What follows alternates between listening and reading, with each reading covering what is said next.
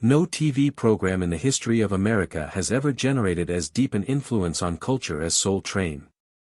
And then in 2006, the program suddenly disappeared without a goodbye. Every aspect of its finale was withheld from the public except for one, a taped episode that didn't make it to air. What happened behind those unaired shots? Let us turn back the clock to delve into today's tale in full. Hello and welcome on board. You're right on time for another super slick ride on the Soul Train. Don Cornelius was born in 1936 in the south side of Chicago, growing up in an America deeply divided by racial segregation. Before entering the world of television, he held several working-class jobs including traffic officer and salesman.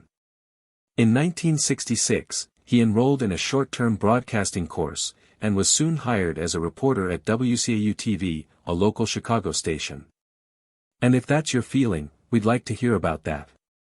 Also, we're going to take our first call and find out just what it was there that he conceived and launched a new project called Soul Train, a music program dedicated to the black community.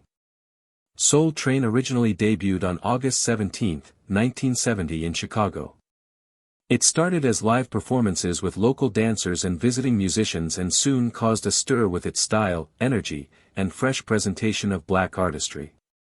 If this kind of story touches your heart, if you're someone who cares about truth, responsibility, and speaking up for the voiceless, please like this video, subscribe to our channel Spark Science, and share it with someone who should hear it. Let's get started.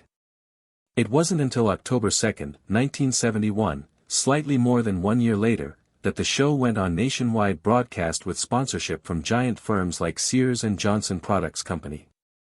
With its lively music, confident fashion, and iconic dance routines, Soul Train was a TV sensation. In its heyday, the show hosted a roster of iconic performers: James Brown, Aretha Franklin, Marvin Gaye, Michael Jackson, the Jackson 5, and subsequently LL Cool J and Mary J. Blige, all of whom performed on the Soul Train stage. It wasn't just a show for vocalists, it catapulted dancers such as Rosie Perez, Jody Watley, Clinton Gent, and Jeffrey Daniel, who went on to become part of the group Shalimar and taught Michael Jackson how to moonwalk. One of the show's most legendary segments was the Soul Train line, a dance performance where two lines of individuals stood facing one another, alternating walking into the center aisle to execute their own personal dance moves. It was a place for self-expression, fashion culture, and identity. For audience members, it was a weekly cultural ritual. For the participants, it was an opportunity that meant life could be changed. Don Cornelius was more than a host. He was the executive producer, the editor, and the creative energy behind the entire image of the show. His presence, cool, elegant, and intense, added a personality to Soul Train unlike any other music show of the era.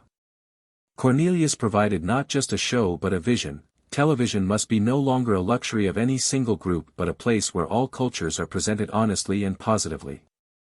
During more than 3 decades on the air, the show broadcast in excess of 1,000 shows, making it the longest-running music TV show of its day. During its height in late 1970s and early 1980s, Soul Train had weekly ratings of 4.5 to 5.0. Fashion and cosmetics companies marketing to the black community viewed it as ideal promotional ground, further solidifying the show's position as a central part of mainstream cultural life. Outside television, the Soul Train franchise ventured into other areas: music awards, fashion shows, and commodities. Don Cornelius regularly appeared as one of the most influential black entertainment figures. In 1971, Life magazine included him on its list of the 100 most important Americans. But when a program becomes a cultural touchstone, it also has its shadows cast behind the bright lights. And in the case of Soul Train, the changing currents of the times were something even its creator had to deal with. Don Cornelius was always described as a tough businessman. Not only did he dictate the material that appeared on the show, but he also intruded on the appearance, the outfits, and even the choreography of the dancers who appeared on the program. Rosie Perez, who danced on the show for a few seasons, said Cornelius did not allow suggestive moves or anything that departed from the aesthetic structure he endorsed. She was once asked to modify her performance style for distorting the show's artistic direction allegedly. Furthermore, most dancers who performed on Soul Train disclosed that they never received any payment. Stepping in front of the national television cameras was viewed as a career-defining experience, not an official employment with contract wages. A few subsequently complained of being taken advantage of because the show was drawing on their creativity and their youth without reciprocating comparable rewards. The largest controversy arose in an area that appeared inevitable: music. As hip-hop started to emerge as a pervasive trend during the latter half of the 1980s, Cornelius showed a very conservative approach. He felt that the genre exposed too many of the negative sides of the black community, from speech to violent imagery. In a 1992 interview, he bluntly declared, "I don't want my show to be taken over by sounds that I don't think represent anything positive." This view immediately incited polarized responses. Numerous artists and music producers felt that Cornelius had become outdated. New programs such as Yo! MTV Raps and BET's Rap City soon took its place. Top rap stars Tupac Shakur, Nas, and Snoop Dogg were usually absent from the show, a fact that compelled young viewers to watch somewhere else. This split in content direction soon resulted in a distinct fall in viewership.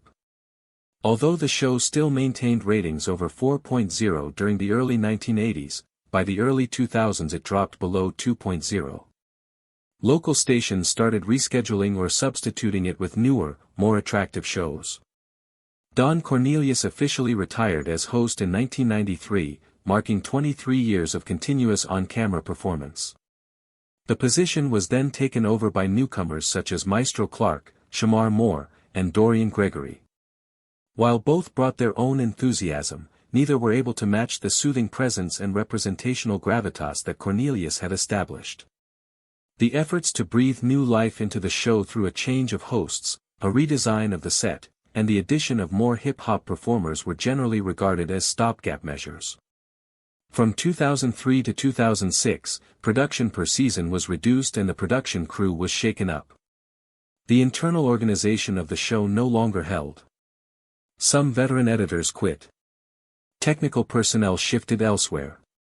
Increasing production costs coupled with aging content questioned investors about the viability of the show. For Cornelius, he slowly faded from public gatherings, all but stopping all public discussion. What was once pride was now relegated to memory. Soul Train remained on the air on a weekly basis but was no longer a cultural touchstone. Younger performers gravitated toward other stages. New dancers didn't last. The show went into stagnation. Then in 2006, at a time when the show had evidently lost its way, a curious taping session occurred. Nobody ever revealed what was going on backstage, but after this point, Soul Train never resumed. The segment, forever banned, was the topic of gossip. In March 2006, Soul Train went into what was set to be a routine taping session in Los Angeles.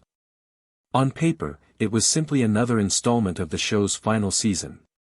But from what many present that day have said, the mood on set was volatile from the beginning. The production staff had been rearranged at the 11th hour.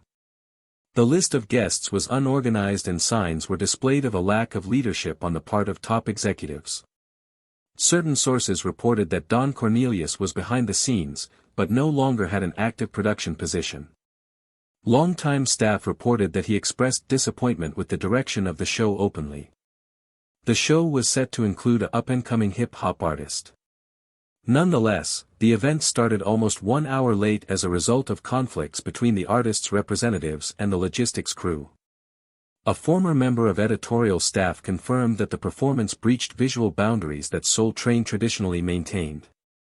It contained pushy visual content, choreography, and costumes that were incompatible with the show's original intent. The controversy deepened when Cornelius allegedly asked for a shutdown of the whole editing process and held an emergency meeting with the show's distribution partners. One of the top distributors, Tribune Entertainment, pulled out a short while later. This pullout deprived Soul Train of a viable network that would continue national television broadcasting. From internal reports, within 3 weeks of taping, over 40% of local affiliates had ceased airing the program. No official announcement was issued, but industry experts took this to be essentially the last episode. The official website ceased making updates. TV networks substituted the show's time slot with other programming, and the production schedule was cancelled indefinitely. Soon after, various media outlets started referring to the taped episode as the main culprit for the show's cancellation. While it never actually aired, some of the footage that was shot on that day of taping was still owned by various ex-staff members. Social media fan sites talked about the incident and called it a cursed performance. The problematic episode affected more than one taping. It was the quiet end to one of television's most legendary,